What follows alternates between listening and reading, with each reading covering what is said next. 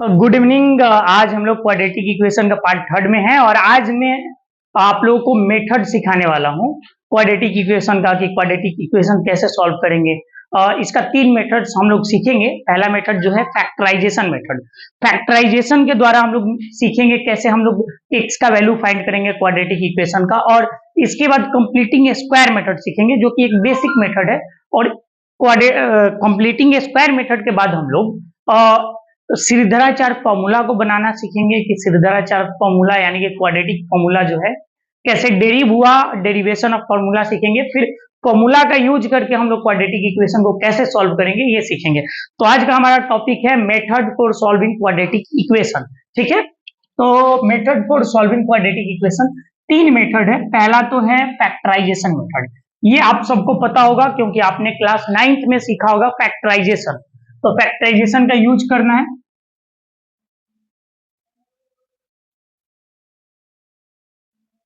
Factorisation method. इसके बाद दूसरा जो होगा कंप्लीटिंग स्क्वायर मेथड।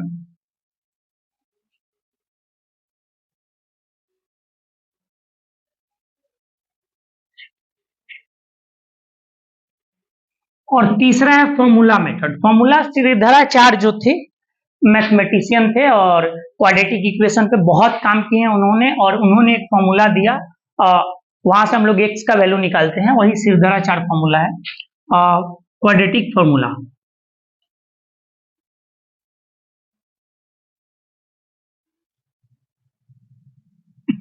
ये तीन मेथड्स हैं। इसमें से जो पहला मेथड है फैक्टराइजेशन, और इससे आप लोग वाकिफ होंगे, आपको पता होगा कि फैक्टराइजेशन कैसे फाइंड करते हैं।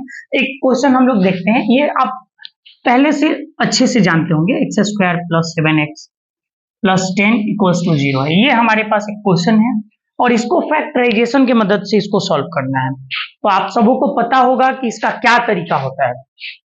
इसको हम लोग मिडिल टर्म स्प्लिट करते हैं, मिडिल टर्म को तोड़ते हैं दो भागों में। मिडिल टर्म को कैसे तोड़ते हैं इसके बारे में थोड़ा समझते हैं। मिडिल टर्म को ऐसा दो भाग में तोड़ेंगे कि जिसका प्रोडक्ट दोनों किनारे वाले के प्रोडक्ट के बराबर है। जैसे कि इन दोनों का हम एक्स स्क्वायर का और कांस्टेंट का प्रोडक्ट लिए एक्स स्क्वायर इंटू 10, ये हो गया हमारा 10x स्क्वायर। तो अब हम मिडिल वाले को दो ऐसे नंबरों में तोड़ेंगे जिनका प्रोडक्ट 10x स्क्वायर हो।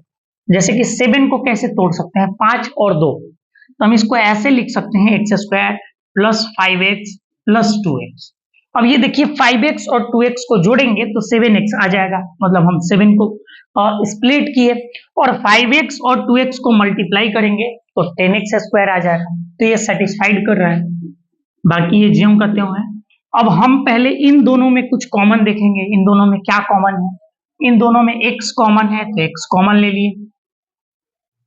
फिर इसमें दो बार x है, x का पावर 2 है, एक x निकल गया तो एगो x बच गया, प्लस इसमें से x को बाहर निकाल दिए कॉमन तो इसमें बच गया 5। फिर अब इन दोनों टर्म में जरा देखते हैं, ये दोनों में दो कॉमन है, यानी कि दो के टेबल में दोनों है, तो हम दो कॉमन ले लेंगे। इसमें से दो तो बाहर आ गया, क्या बचा यहाँ पे x। 2 के टेबल में 10 कितने टाइम्स में है, 5 टाइम्स में।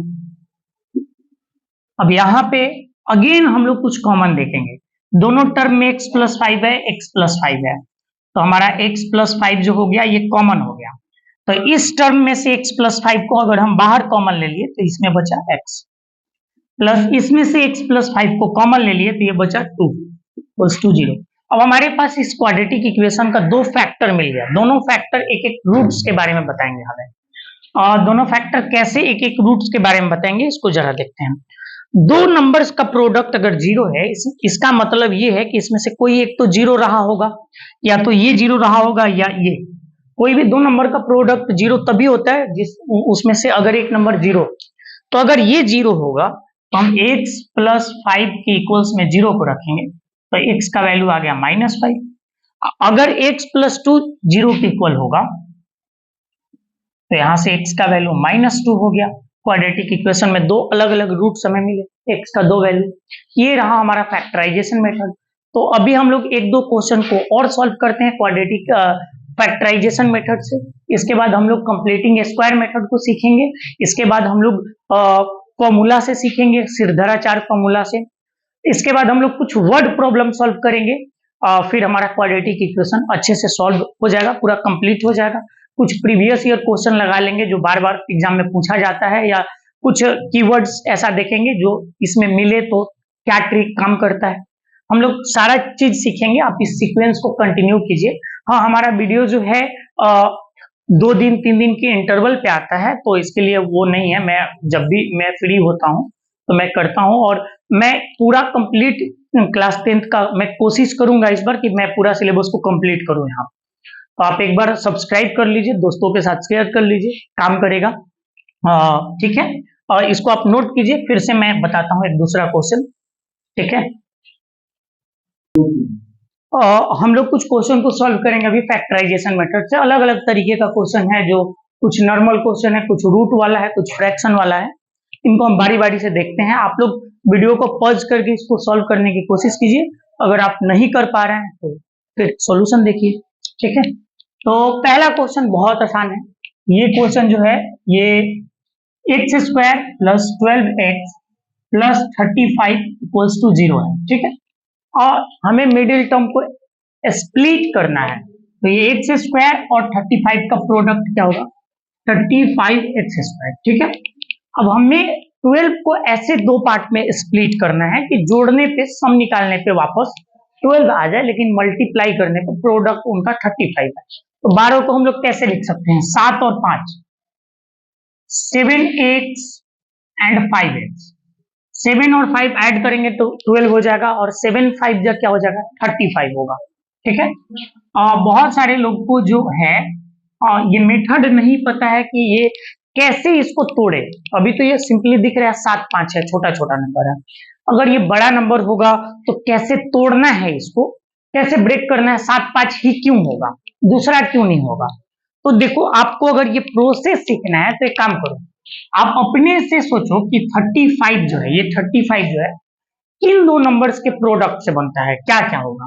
तो एक हो सकता है 1 × 35, एक हो सकता है 5 × 7, दूसरा होगा 7 × 5। तो ये वही नंबर है, सेम नंबर है। इसके अलावा भी कोई ऐसा दो नंबर है जिनका प्रोडक्ट 35 है, नहीं है। अब आप देखो यहाँ लास्ट में क्या है, सम का साइन है, प्लस का साइन है, प्लस का। तो इनको जोड़ के देखो, जोड़ के जैसे 7 और 5 12, 35 और 1 36। अब बताओ मिडिल के साथ कौन सा मैच कर रहा है, 12 ना, 7 और 5 ना। इसको 7x और 5x के फॉर्म में लिख देंगे। अब इन दोनों में कुछ कॉमन देखेंगे हम लोग। ठीक है, क्या कॉमन है, जैसे इन दोनों में x कॉमन है, तो इसमें x² है, एक x बाहर आया तो एक x बच गया। इसमें से x को निकाल लिए तो क्या बचा, 7। अगेन इन दोनों में देखते हैं किस टेबल में दोनों है, 5 के टेबल में दोनों है, 5 कॉमन हो गया, x बच गया। 5 के टेबल में 35 कितने बार में है, 7 बार में, = 0। अब अगेन दोनों में x + 7 और x + 7 सेम है, तो ये कॉमन ले लिए, x + 7। तो क्या बच गया, यहाँ पे x बचा, और इसमें से x + 7 निकाल दिए तो बचा 5 = 0। हमारे पास दो फैक्टर आ गए, इस इक्वेशन का दो फैक्टर। अब दोनों में से किसी एक को तो 0 होना पड़ेगा। अगर ये 0 होता है 0 के बराबर, तो x का वैल्यू आ गया -7।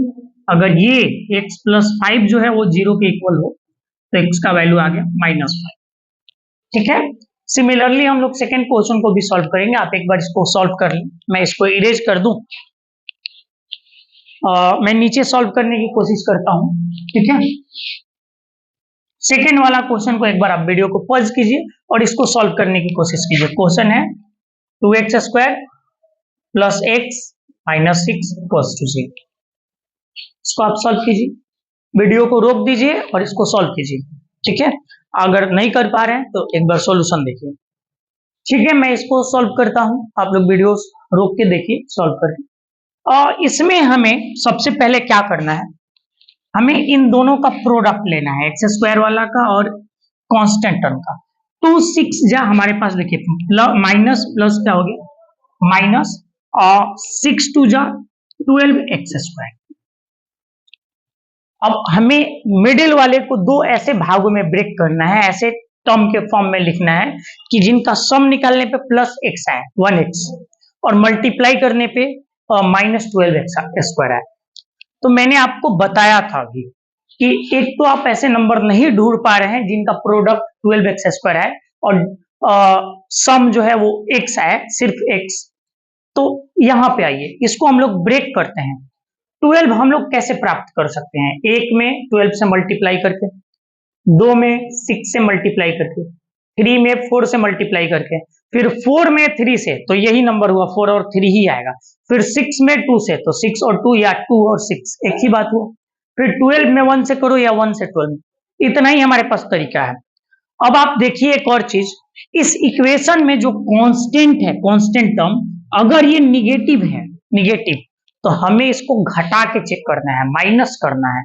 अगर यहाँ प्लस का साइन हो, जैसे कि इस क्वेश्चन में था प्लस का साइन यहाँ पे, तो हम दोनों का सम लिए हैं, 7 और 5 को जोड़ने पे 12 आया। यहाँ डिफरेंस है, माइनस है, तो हमें डिफरेंस देखेंगे, यानी कि यहाँ माइनस है तो इन दो नंबर्स का डिफरेंस मिडिल वाला टर्म आना चाहिए। अब बताओ, आप डिफरेंस लेना, तो 12 और 1 में कितना का डिफरेंस है? 11 का है। -11 या +11, 12 में से 1 को घटाएंगे तो +11, 1 में से 12 को घटाएंगे तो -11, मतलब डिफरेंस 11 का है। इन दोनों में कितना का गैप है? 6 और 2 में 4 का गैप है।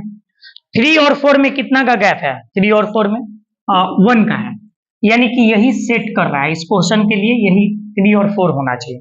अब आप ये बताओ कि 3 में से 4 को घटाएंगे तो +x आएगा, 3x में से 4x को घटाएंगे तब +x आएगा, कि 4x में से 3x को घटाएंगे तो हम 4x में से 3x को घटाएंगे तो 2x²। अब देखो +4x जो है इसमें से -3x करेंगे, +4x में से 3x को घटाएंगे तब प्लस का 1x बचेगा। अगर हमें माइनस का x चाहिए होता, अगर माइनस का x, तो माइनस का 4x में +3x करते, -4x +3x करते तब -x आता, लेकिन अभी हमें +x चाहिए तो हम +4x -3x लिखेंगे।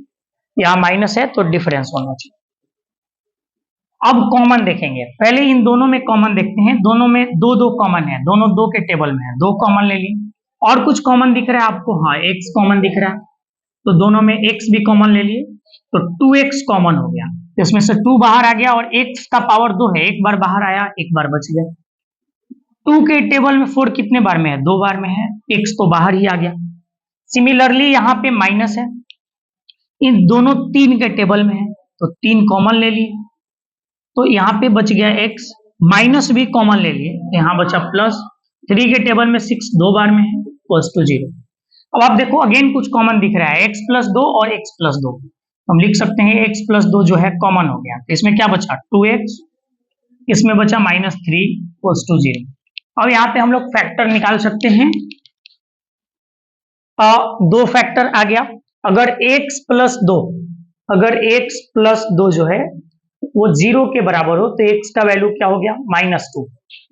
अगर 2x - 3, 2x - 3 0 के बराबर हो तो यहाँ पे 2x = हो जाएगा +3, तो x बराबर हो गया 3/2, हमें x का 2 वैल्यू मिल गया। ठीक है, इसको आप लोग नोट कर ले। ठीक है, फिर हम लोग थर्ड क्वेश्चन को देखते हैं, फिर फोर्थ, फिफ्थ, ये थर्ड नहीं, पहला क्वेश्चन तो पहले हो चुका है। ठीक है, ठीक, आप नोट कीजिए इसको।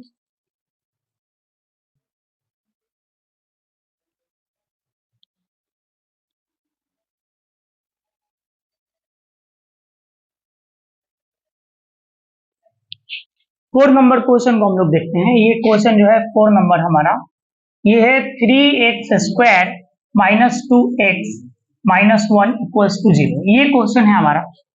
इसमें भी हमको एक ही काम करना है, इन दोनों का प्रोडक्ट लेना है, प्लस माइनस हो गया माइनस, 3 × 1 = 3x²। हमें मिडिल वाले को ऐसा तोड़ना है कि उसको प्रोडक्ट, उसका प्रोडक्ट दोनों टर्म का -3x² आ जाए। तो बताइए अब 2 को कैसे 2 भागों में तोड़ेंगे? 2 को कैसे तोड़ेंगे 2 भागों में कि जिनका प्रोडक्ट 3 हो? तो देखिए हम लोग इधर से चलते हैं, 3 कैसे कैसे आ सकता है?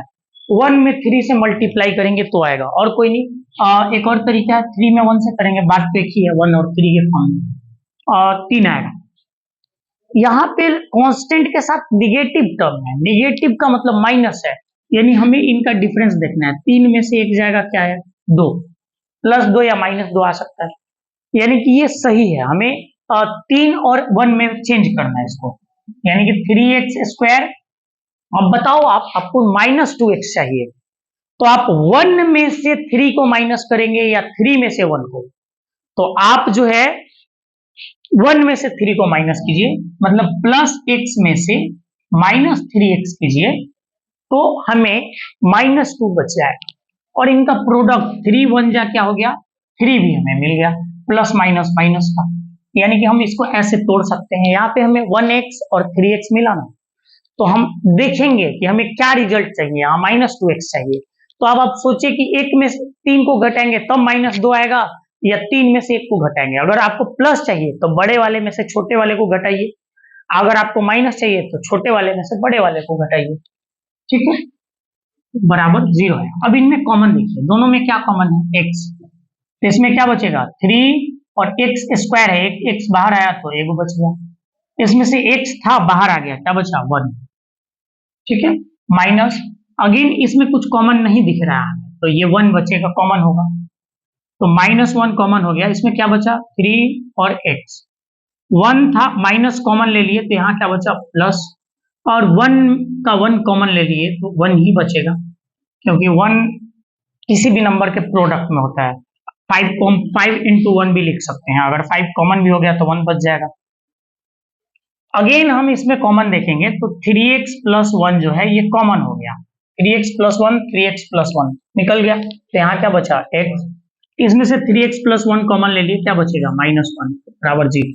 हमें दो फैक्टर मिल गया, 3x प्लस 1, अगर ये फैक्टर बराबर हो 0 के तो 3x बराबर हो गया -1, तो x बराबर हो गया -1/3, ठीक है।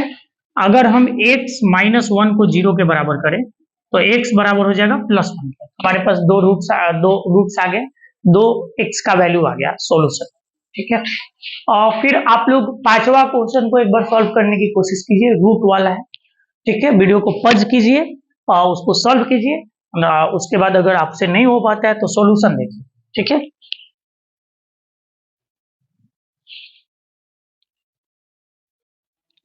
हम लोग अब 5 नंबर क्वेश्चन देखेंगे, आप लोग सॉल्व किए होंगे, अगर नहीं भी हुआ है तो आप सॉल्यूशन देखें। 5 नंबर में है, ये रूट वाला है, बहुत आसान होता है, इसमें भी कुछ थोड़ा सा समझना होता है, हालांकि एक और टाइप का रूट वाला होता है, ठीक है ना।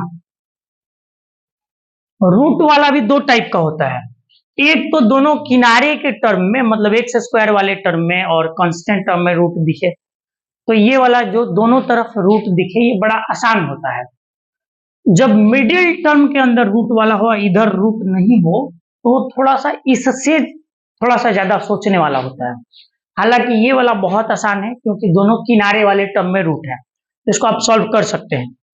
इसको कैसे सॉल्व कर सकते हैं, रूल क्या है हमारा, दोनों किनारे वाले का प्रोडक्ट लेंगे और √3 में √3 से मल्टीप्लाई करेंगे तो 3 होगा, और 3 8 जा कितना होगा 24, माइनस प्लस माइनस माइनस 8 और √3 मिलके 3 बनेगा, तो 8 3 जा 24x², ऐसा बनेगा।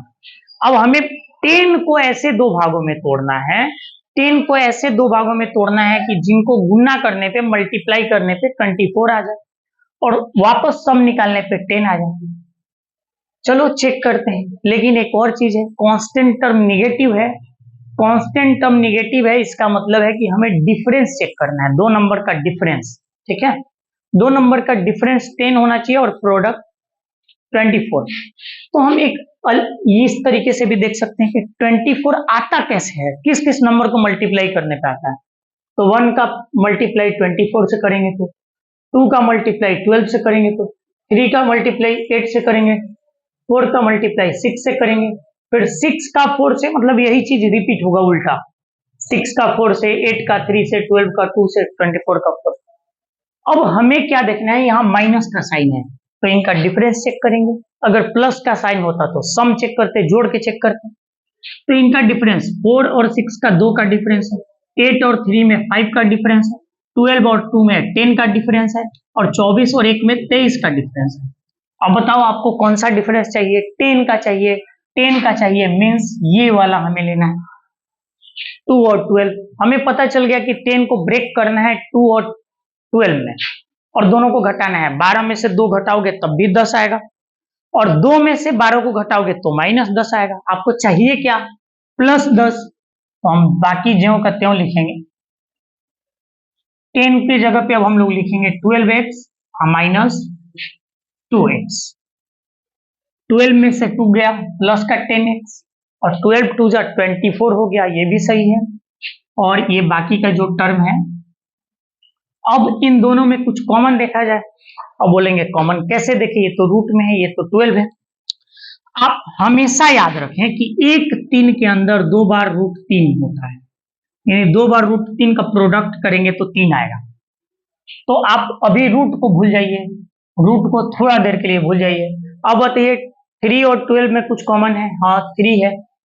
कितना कॉमन है? 3। 3 कॉमन होगा। यहाँ रूट था ना, ये भी रूट में हम लोग कॉमन ले लेंगे, और दोनों में x भी है तो हम x भी कॉमन ले लेंगे, तो रूट 3x हो गया। तो इसमें से तो रूट 3 निकल गया और x का पावर 2 है, 1 निकला तो 1 बच गया। अब आप बताओ पहले कि 3 होता, अगर हम लोग 3 कॉमन लिए होते तो 3 के पहाड़ा में 12 कितने बार में आता टेबल में? 4 बार में आता, तो 4 बच गया। और मैंने अभी बताया कि एक 3 में 2 बार रूट 3 होता है, तो एक रूट 3 कॉमन निकल लिए, एक रूट 3 तो और बचा ना। तो हम कुछ नहीं करेंगे, रूट में अगर 3 कॉमन लिए तो पहले 3 के टेबल में देखेंगे कि 12 कितने बार में है, 4 बार में है, और एक रूट 3 इसके साथ छोड़ देंगे, एक रूट 3 और बचेगा, तभी दोनों रूट 3 मिलके 3 बनता है। ठीक है, अगेन इस वाले टर्म में देखते हैं दोनों में क्या कॉमन है। माइनस कॉमन है, और दोनों में 2 के टेबल में दोनों है, तो हम 2 कॉमन ले लेंगे, तो इसमें बच गया 2 निकल गया बाहर, बच गया x, माइनस 8 के टेबल में, सॉरी 2 के टेबल में 8 कितने बार में है? 4 बार में, और इसमें रूट 3 तो बचा ही, इक्वल्स टू 0। सॉरी, यहाँ पे माइनस जो है कॉमन लिए हैं तो यहाँ प्लस बचे, जैसे माइनस भी तो कॉमन ले लिए। अब अगेन देखेंगे दोनों में क्या कॉमन है, x प्लस 4 रूट 3 ये कॉमन है, तो इसमें क्या बच गया? Root 3x।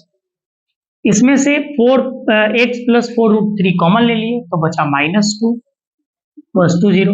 हमारे पास दो फैक्टर आ गए। अगर ये वाला फैक्टर 0 के बराबर है, हम बोल सकते हैं कि x बराबर -4 रूट 3 हो गया। अगर ये वाला फैक्टर 0 के बराबर है, रूट 3x माइनस 2 बराबर 0 है, तो हम बोल सकते हैं कि root 3x equals two plus 2, तो x बराबर 2 बाई रूट 3। इसको आप रेशनलाइज भी कर सकते हैं, हालांकि अभी x का वैल्यू ये दोनों है। ठीक है, हमारा रूट वाला भी सॉल्व हो गया। ठीक है, आप इसको एक बार नोट कर ले, मिला ले, फिर दूसरा हम लोग देखते हैं।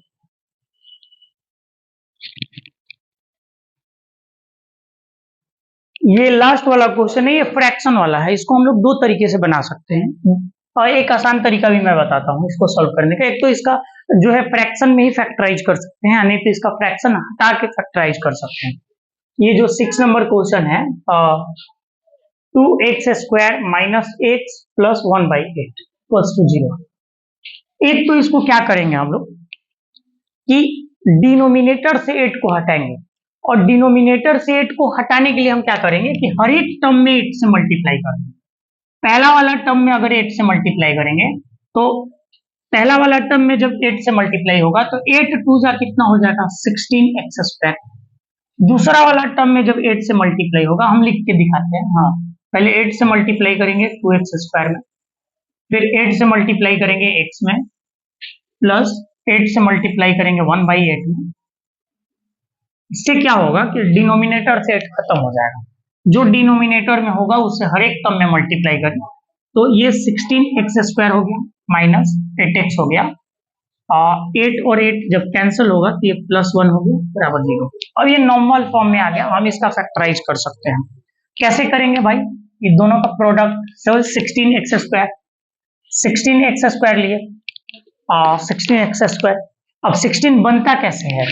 एक तो बनता है 1 में 16 से मल्टीप्लाई करने में, 2 में 8 से मल्टीप्लाई करने में, 4 से 4 में मल्टीप्लाई करने में, फिर अगेन 8 में 2 से 16 में, मतलब सेम नंबर रिपीट होता है।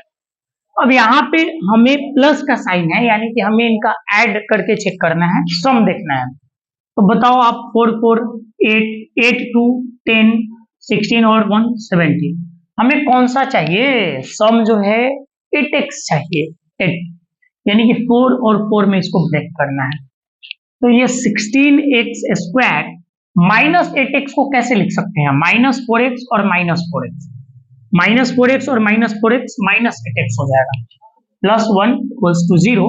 अब इन दोनों टर्म में देखते हैं क्या कॉमन है। 4x कॉमन है, इसमें भी 4x है, इसमें भी 4x है। 4 के टेबल में 16 4 बार में है, 8 का पावर 2 है, यहाँ पे 1 कॉमन लिए तो क्या बचा? एगो x। इसका पूरा का पूरा ये बाहर आ गया है, माइनस कुछ नहीं बचा, मतलब 1 लिखेंगे हम। इन दोनों में कुछ कॉमन नहीं है तो हम एक कॉमन ले लेंगे अगेन। तो इसमें से एक कॉमन हुआ तो ये 4x का 4x बच जाएगा। अब आप देखो ये प्लस में से माइनस बाहर आया। आपको पता है कि प्लस कैसे बना होता है? माइनस इंटू माइनस से या प्लस इंटू प्लस से। प्लस या तो दो निगेटिव का प्रोडक्ट होता है या दो पॉजिटिव का। तो उसमें से अगर एक पॉजिटिव में से एक निगेटिव निकाल लिए, एक निगेटिव निकाल लिए, तो अगला क्या बचेगा? एक माइनस का साइन, यानी कि यहाँ माइनस होगा। और 1 कॉमन ले लिए तो इसमें 1 ही बचेगा। अभी अगेन कुछ कॉमन है, 4x - 1 है, तो 4x - 1 कॉमन लिए तो इसमें बच गया 4x, यहाँ -1 = 0। दो हमें फैक्टर मिल गया इसका। अगर 4x - 1 को अगर 0 के बराबर करेंगे तो 4x = 1, तो x = 1/4। सिमिलरली 4x - 1 = 0 है, तो 4x = 1, x = 1/4, यानी कि दोनों रूट्स का इक्वल होगा। अगर आप फैक्टराइजेशन से इसको बनाना चाहते हैं, आप चाहते हैं कि आप इसको फ्रैक्शन नहीं हटाएं, अगर आप चाहते हैं कि इसका फ्रैक्शन नहीं हटे, ऐसा ही रहे, आप चाहते हैं कि जो है वैसे ही हम इसको फैक्टराइज करें, तो भी सिंपल है, तो भी सिंपल है। ये जो दिया हुआ है इसका प्रोडक्ट लेंगे, जैसे कि ये दिया हुआ है 2x² और इसका प्रोडक्ट 1/8 से आप लीजिए, तो 2 से ये 4 बार में गया, यानी ये x²/4 हो गया। अब आप मिडिल टर्म को ऐसा ढूंढिए, दो नंबर ऐसा सोचिए जिनका सम जो है 1 आ जाए और प्रोडक्ट जो है वो x²/4 हो जाए, ठीक है, 1/4 हो जाए। तो हमारे पास दो ऐसा नंबर है भाई, 1/2 और 1/2। प्रोडक्ट करेंगे तो हाफ और हाफ का प्रोडक्ट होगा 1/4 और सम जो होगा 1 हो जाएगा। तो हम इसको ऐसे लिख सकते हैं कि -x/2 और -x/2 दोनों को जोड़ेंगे तो x हो जाएगा, 1/8 = 0।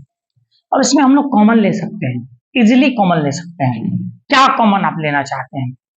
या तो इसको इसमें से हम 2x को कॉमन ले लेंगे या हम x/2 को कॉमन ले लेंगे, दोनों ले सकते हैं, दोनों ले सकते हैं, लेकिन इसको थोड़ा सा उस हिसाब से हमको मॉडिफाई करना पड़ेगा। अगर आप 2x को कॉमन लेना चाहते हैं, 2x कॉमन लेना चाहते हैं, तो थोड़ा सा इसके नोमिनेटर और डिनोमिनेटर में 2 से मल्टीप्लाई कर दिए, ऊपर और नीचे ये जो है इसमें 2 से मल्टीप्लाई कर दीजिए।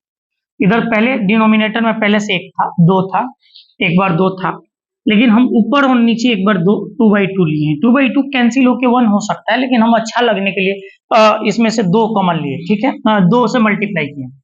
बाकी जो है इसको ज्यों का त्यों रहने देते हैं अभी फिलहाल के लिए। अब बताइए, आप इन दोनों टर्म में से 2x को कॉमन ले लेते हैं। 2x को अगर कॉमन लिए तो इसमें बच गया x माइनस, इसमें से 2 और x कॉमन हो गया तो बचा ऊपर 1 और नीचे 2 2 जा क्या बच गया 4, ठीक है। अब इन दोनों में 1/2 कॉमन हो जाएगा, 1/2, ठीक है, इसमें भी 2 है डिनोमिनेटर में, इसमें भी 2 है, तो इसमें क्या बच गया भाई साहब x। प्लस में से माइनस कॉमन लेंगे तो एक माइनस बचेगा।